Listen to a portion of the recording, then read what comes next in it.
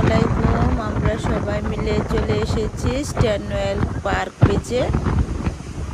আসছি সবাই মিলে, খুবই আনন্দ হবে। আজকে বারবিকিউ হবে এবং খাওয়া দাওয়া হবে।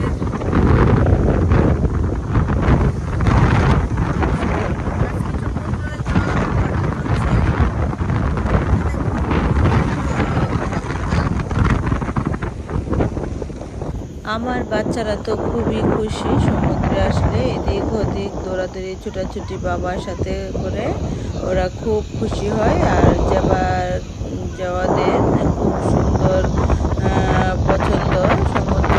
আর এই সমুদ্রে আসলে এদের মন একটু ভালো হয়ে যায় এবং এরা খুবই আনন্দ করতে থাকে আর বাবার সাথে এদিক ওদিক ছোটাছুটি করে আর খুবই এনজয় করে। সমুদ্রে আসলে আমার খুবই ভয় লাগে, মনে হয় জোয়ার বাটা যখন চলে মনে হয় সব নিয়ে চলে যাবে। আমি বেশিক্ষণ এরকম সমুদ্রে থাকতে পছন্দ করি না, কারণ দেখা যায় যে কোন সময় কোন বিপদ চলে আসবে। এই জন্য ভয়ে আমি দুই বাচ্চাকে ওর বাবা কন্ট্রোল করতে পারবেন না বিদায় ভয়ে।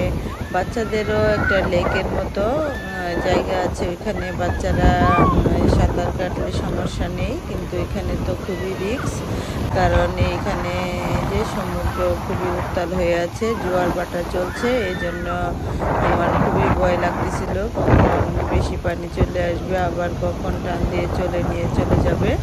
এইসব দেখলে আসলে খুবই অস্থির লাগে। আর এমনিতে সমুদ্রে আসলে তো ওটাই মন ভালো হয়ে যায়।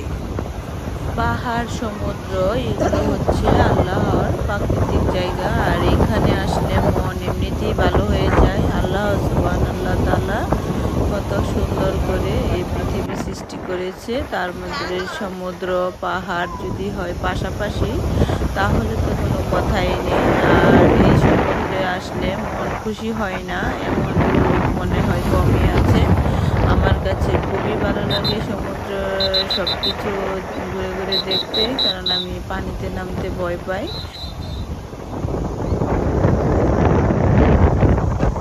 এই যে দেখুন বারবার সিগন্যাল দিচ্ছে সমুদ্রে যেন না যাওয়া হয়, বেশি গভীরে যেন না নামা হয়, কারণ এখন সমুদ্রে জোয়ার বাটা চলছে।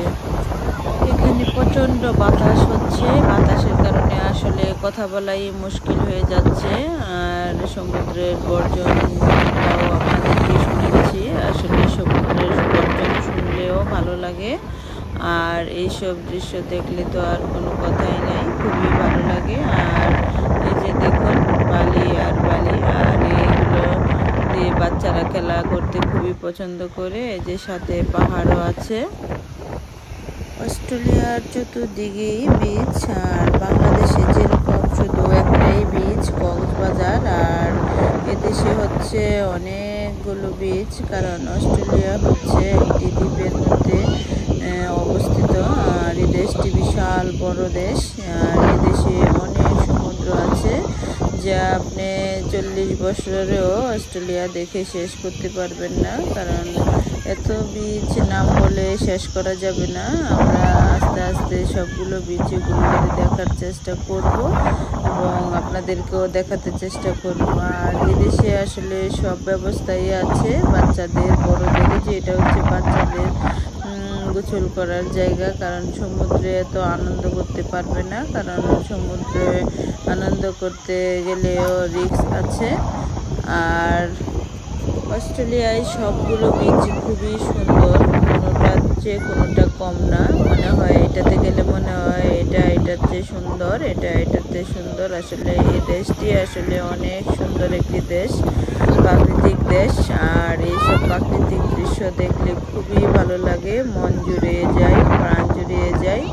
আসলে ভিডিওতে তো এতটা সৌন্দর্য ফুটে ওঠে না যতটা বাস্তবে সুন্দর, কারণ বাস্তব ন্যাচারাল সুন্দরটা আসলে নিজের চোখে দেখতে পারলে অনেক ভালো লাগে। তারপরেও আমি চেষ্টা করি সবাইকে সব কিছুই ঘুরে ঘুরে দেখানোর জন্য। আমি যেখানে যেখানে যাই সেখানে ভিডিও করার চেষ্টা করি, কারণ সবাই তো আর অস্ট্রেলিয়া আসতে পারবে না, সবাই যেন ঘরে বসে অস্ট্রেলিয়ার প্রাকৃতিক দৃশ্য উপভোগ করতে পারে।